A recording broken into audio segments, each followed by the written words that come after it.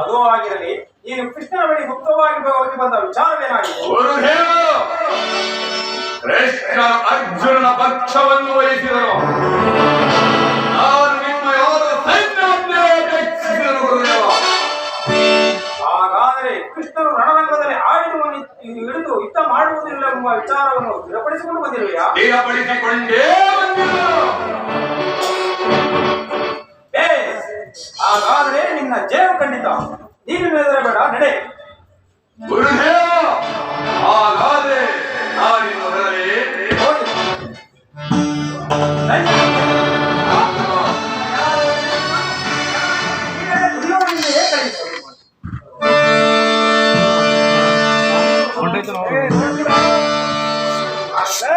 road ಬಿಡೋದು ಯಾಕೆ ಸೈಕಿಯಲ್ಲಿ